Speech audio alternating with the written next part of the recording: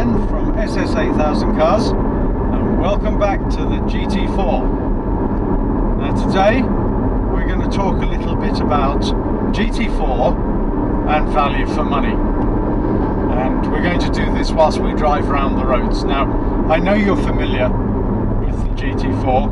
We think probably the most outstanding value for money car available on the market. Now that was slightly changed because that was slightly changed because obviously these cars fetch slightly more than list at the moment. But even allowing for that, with a list price of £66,000, maybe with extras knocks that up to 85 if you have the ceramic brakes. I think it represents excellent value for money. And one of the points that I have always made about these cars is, does it make you smile? And I think that ultimately, as you know, we have a Speciale and we have an LT675 McLaren, and both these cars are significantly faster than the GT4. But I don't think it necessarily makes them that much more exciting unless you're driving on a circuit. Now we had the Speciale on the circuit, and I have to say that was absolutely manic. The most incredible driving experience of my life. Now the GT4, as you know, really is an everyday car. You can use this car on the road every day. It's phenomenally easy to drive. You can just get in it. We didn't order the bucket seats because, quite frankly, we have racing seats in the Speciale and bucket racing seats in the 675 LT, and this is meant to be more of a daily drive. So can a person really notice on the road the difference between 380 to 390 brake and 666 brake horsepower in the 675? I don't really think so. I mean, you're certainly able to burn rubber more easily in a close to 670 brake horsepower machine, but at the end of the day, does it add to the enjoyment? This car just is spectacular. It's really good to be back in it. I've actually, because we bought the 675 and had it delivered only a week ago, it's tended to be my transport of choice. And also, you know, the LT has the Club Sport package, that we have the full titanium roll bar, and on top of that it has the independent suspension system, which makes that, it's a hydraulic system, which makes that perfectly usable on everyday roads, if not a little firm. Back to value for money and back to the GT4. The GT4 with extras is about 85,000, and I think even in that particular marketplace there isn't that much. And obviously I suppose you'd say BMW's M2, new M2 and M3 are heading towards the power of this car, and in the M3's case even a little bit more powerful. So I think you have to take a view. You know, ultimately the M2 is about £45,000 plus extras, and that's going to make it a significant chunk cheaper than GT4. But the thing about GT4 is this is a mid-engine car, and the balance on the car is utterly unbelievable. You know, it's race car like. Now I think on a track you might miss some of the extra brake horsepower you have on the more powerful cars we have, but I still think you'd be having fun.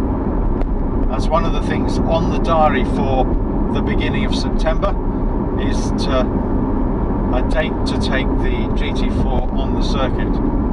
Now the steering on the GT4 is absolutely phenomenal, and I would say every bit as good as both the Speciale and the McLaren. I mean, I like the steering on the McLaren especially, but I wouldn't say it was better than this. The steering wheel here is clothed in Alcantara, and the Alcantara, it makes a nice soft feel. It feels like a really luxury car, and I've said this before, and I really do mean it. One of the advantages of buying one of the junior Porsches, certainly in the GT range, it's really their youngster. The reality of life is the parts and the fitment and the way the car is generally screwed together is every bit as good as the GT3 RS and even the 918. And the other thing about Porsches, you may have heard there, is everything's integrated. So your emails and your texts are all integrated into the system. So you're always able to get your messages. It's obviously not when you're going, but when you're sitting in traffic, you can always flick through and see who's trying to get you, allow you to pull over and make a call if it's necessary. And I think in today's world, these things are quite important, and neither the Ferrari nor the McLaren has that. And I think that's just down to the general development that's gone into all the Porsche ranges, these cars being out of production now. And then when you want it,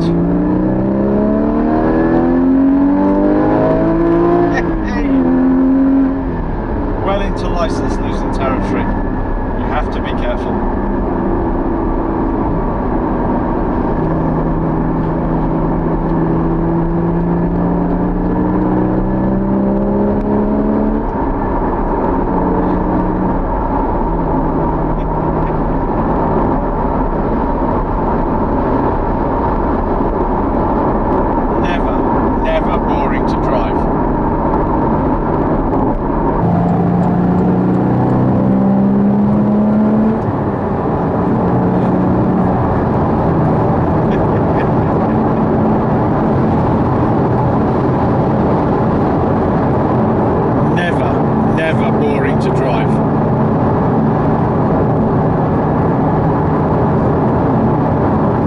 Occasionally, when you're on a smooth surface and you suddenly come across a couple of ruts, because it's fairly firm, it will sort of fly over them, and you have to be ready for that. But other than that, it's just absolutely stonking in almost all conditions.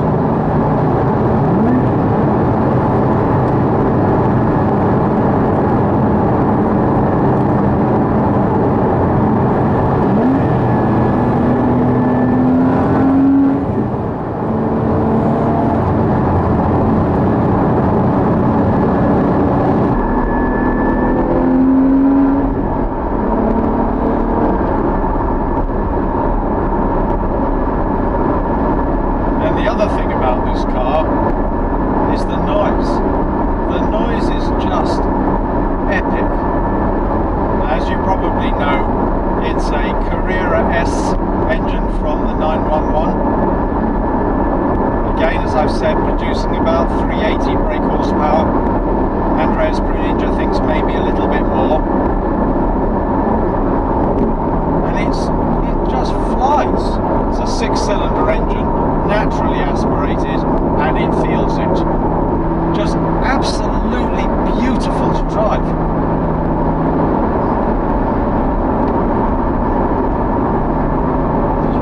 I could have done with my sun specs. Oh, I do love driving this car. Wow. Now we're taking it away on holiday this year down to the south of France. We've decided that the McLaren may not be quite ready in terms of running in, and this car really needs a good run. It's actually quite a practical car because you have both luggage space in the front under the bonnet and luggage space at the rear, really behind where the engine sits. And then on top of that, you can also possibly see that there's a parcel shelf, so all your coats and any soft luggage you have, or say briefcases you have, can sit in the can sit on the parcel shelf, and it really is a very practical machine.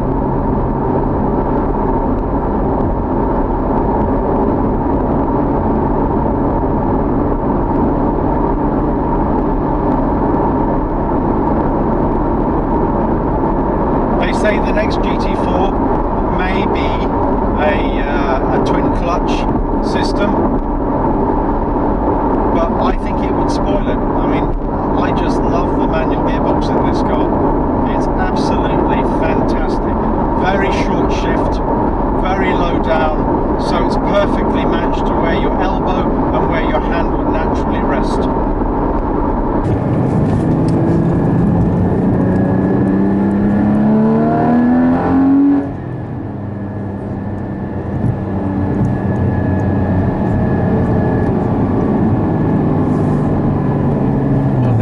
Hit traffic, guys. This is the coming up to the M25 junction.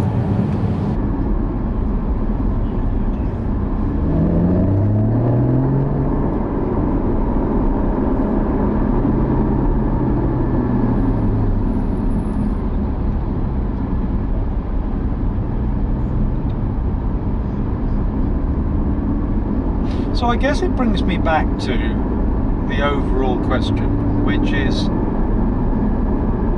it really worth spending the extra required to get either a Speciale? Now, you probably know that right-hand drive Speciales are fetching, with delivery mileage on them, are fetching close to 380 to 400,000 pounds, which if you take 400,000 pounds as being, you know, the level, that is probably 150,000 pounds more than a well-spec Speciale would have been new.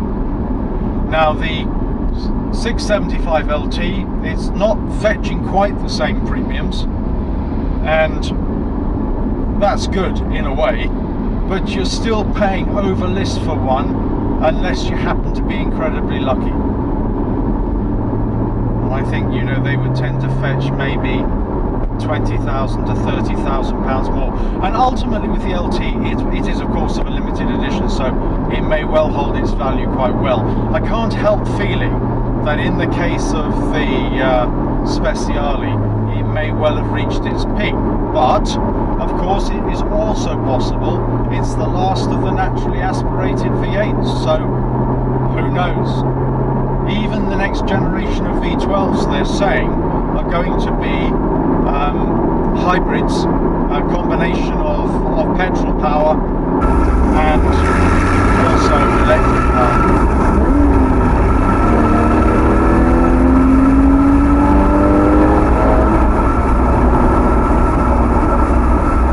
Intoxicating. Don't watch the speedometer. So, you know, if we say that a well-spec'd LT is 350,000, now selling at 380,000, and a Speciale is 240,000 pounds worth of car, now selling at 380 to 400,000 pounds, it makes 85,000 pounds seem unbelievably good value. You have to experience the power in the McLaren. Now, we haven't experienced it all, but oh my goodness, it's in a completely different bracket even to the Speciale. I think the Speciale sounds better, mind. Anyway, it's Ian from SS8000 Cars signing off. Hope you enjoyed that, and please make sure you subscribe. We have the comparison with the McLaren 675 LT and the Ferrari 458 Speciale coming up very soon. Thanks a lot.